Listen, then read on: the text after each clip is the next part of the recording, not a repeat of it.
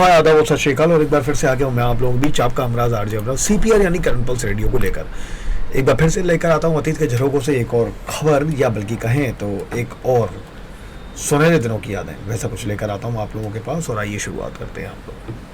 मधुबाला जिन्हें देखकर शम्मी कपूर अपने डायलॉग तक भूल जाते थे। जी हाँ, आज हम इनकी कहानी आप लोगों के पास लेकर आएंगे और ये सारी की खबरें और सारे आर्टिकल्स या जो भी बातें हैं हम लोग आप लोगों के पास लेकर आते हैं बीबीसी हिंदी के माध्यम से। हम उनका धन्यवाद करते हैं और शुक्रिया अदा करते हैं। मधुबाला एक बहुत अच्छी अभिनेत्री थी, लेकिन उनके अभिनय से कहीं अधिक चर्चा उनकी खूबसूरती की होती रही है।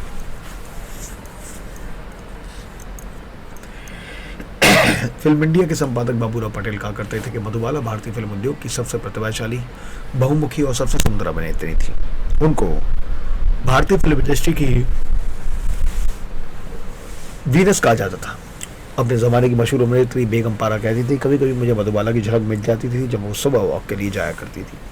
अगर आपकी नजर उनके चेहरे पर पड़ जाती थी तो आपका दिन बन जाया करता था। मेरे परिवार का मानना था कि सिर से लेकर पैरों को नाखून तक उनका शरीर पूरी तरह से परफेक्ट था, उसमें कोई भी दोष नहीं था। मीनू मुमताज कहती थी कि उनकी त्वचा इतनी गोरी थी कि अगर वो पान खाती थी तो आप देख सकते थे कि लाल रंग उनके गले के नीचे जा रहा है। मधुबाला के साथ रेल का डब्बा फिल्म में काम करने वाले शम्मी कपूर उन्हें देखते ही अपने डायलॉग भूल बैठे थे। मशहूर पत्रकार बी के करण जी अपनी आत्मकथा काउंटिंग माई ब्लेसिंग्स में लिखा था, उनकी किसी भी फोटो ने उनकी असाधारण सुंदरता के साथ न्याय नहीं किया है।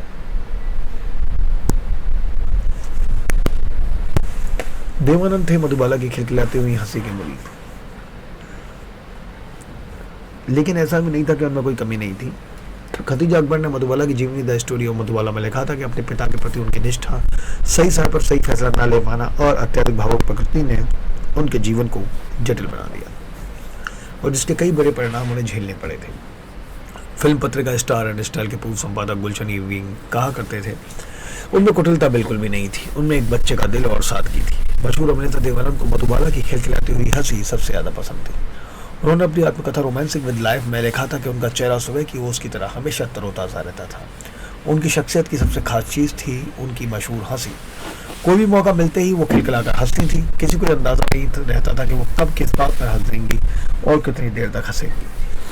कई बार तो वो शॉट के दौरान अचानक हंसने लगती थी, तब निर्देशक सेट की लाइट बुझाकर चाय का ऑर्डर करते थे और इस बात का इंतजार करते थे कि मधुबाला कब अपनी हंसी पर काबू पाए। महल फिल्म ने दी मधुबाला को राष्ट्रीय पहचान। मधुबाला का असली नाम मुमताज जहां बेगम दहलवी था।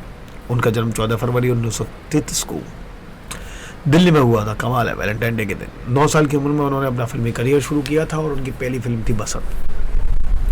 इस फिल्म की शूटिंग के बाद मुमताज दिल्ली वापस चली गई और फिर देविका रानी ने फिल्म ज्वारभाटा में रोल देने के लिए मुमताज को दिल्ली से बुलावा भेजा। बाद में मुमताज ने ये रोल नहीं किया, लेकिन उनके पिता ने मुंबई तब बम्बई में बसने का फैसला कर लिया। उन्हीं दिनों मशहूर निर्देशक केदार शर्मा ने फिल्म शुरू की बेचारा भगवान, और जिसमें उन्होंने अपनी पत्नी कमला चटर्जी को हीरोइन बनाया, लेकिन अचानक कमला का निधन हो गया और फिल्म रुक गई। सदमे से उबरने के बाद केदार शर्मा ने फिल्म बनाने का फैसला किया और बाल कलाकार मुमताज को अपने असिस्टेंट राज कपूर के साथ बतौर हीरोइन ले लिया और मुमताज का नाम बदलकर मधुबाला रख दिया। फिल्म का नाम भी बदलकर रखा गया नीलकमल। सन 1949 में मधुबाला की फिल्म महल ने उन्हें नए नए आजाद हुए मुल्क के नौजवानों के सपनों की मलिका बना दिया। राजकुमार केसरवानी अपनी किताब दास्तान मुगल आजम में लिखते हैं कि झूले पर झूलती हुई एक शोक हसीना और बार बार पास आकर भी नजरों से ओझल होता वो परिनुमा चेहरा। इस फिल्म ने बॉक्स ऑफिस पर सफलता के झंडे तो गाड़े ही, लेकिन उसी के साथ मधुबाला को किसी भी फिल्म की सफलता की गारंटी भी बना दिया। हॉलीवुड में थी रोल मिलने की संभावना। इस बीच न्यूयॉर्क की थिएटर आज पत्रिका ने एक लेख के साथ मधुबाला का चित्र छापा, जिसका शीर्षक था दुनिया की सबसे बड़ी स्टार जो कि बेवरेली हिल्स में नहीं रहती है। 3 बार के ऑस्कर विजेता फ्रैंक कापरा एक फिल्म समारोह में भाग लेने मुंबई आए। मूवी टाइम्स के संपादक बी के करण जी अपनी पत्रिका का एक अंक लिए कापरा का इंटरव्यू लेने गए। उस पत्रिका के मुख्य पृष्ठ पर मधुबाला की तस्वीर छपी हुई थी। करण जी अपनी आत्मकथा में लिखते हैं, कापरा ने पत्रिका देखते ही पूछा, ये लड़की कौन है? क्या ये वाकई में इतनी सुंदर है? क्या मैं इससे मिल सकता हूँ?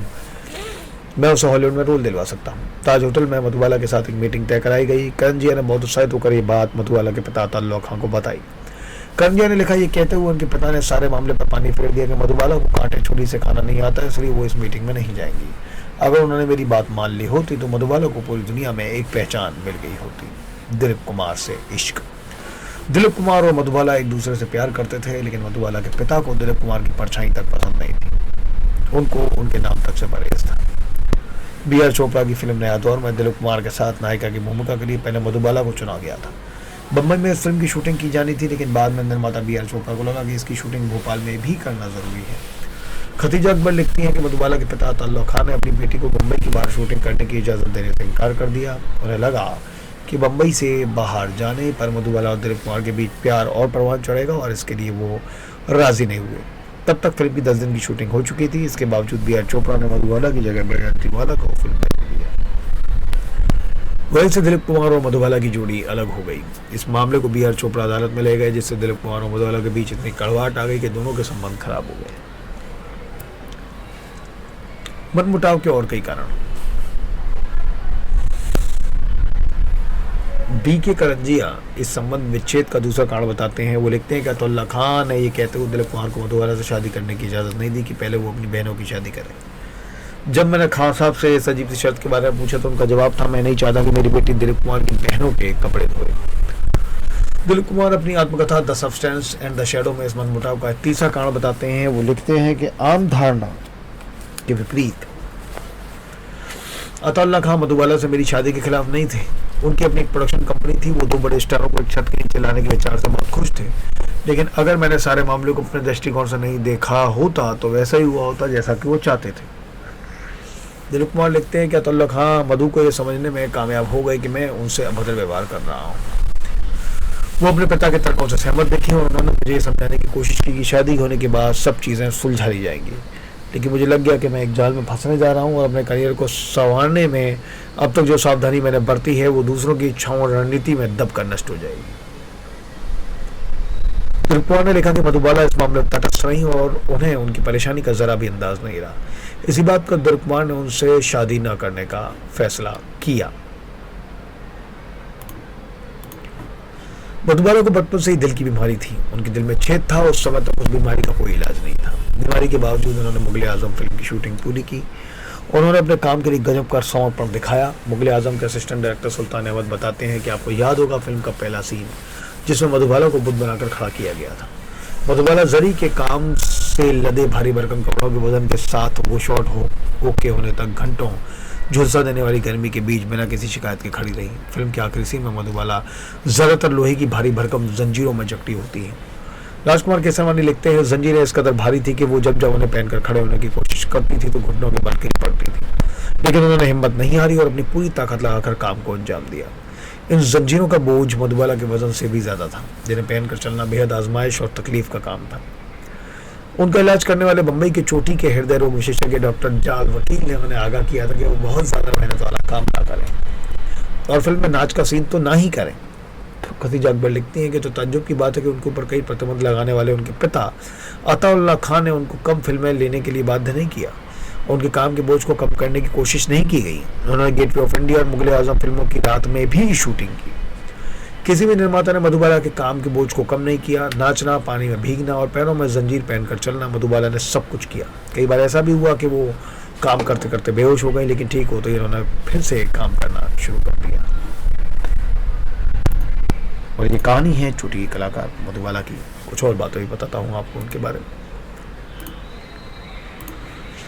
उन्होंने पहले ही एक शादी कर चुके किशोर कुमार से शादी करने का फैसला किया। किशोर इलाज के लिए उन्हें लंदन ले गए। डॉक्टरों ने उन्हें भारी और तनाव वाला काम करने से मना किया और उनको बच्चे ना पैदा करने की सलाह दी गई। डॉक्टरों ने उन्हें ठीक हो जाने की कोई उम्मीद नहीं दिखाई। उन्होंने बताया कि वो 10 साल भी जीवित रह सकती हैं और 1 साल में भी उनकी मौत हो सकती है।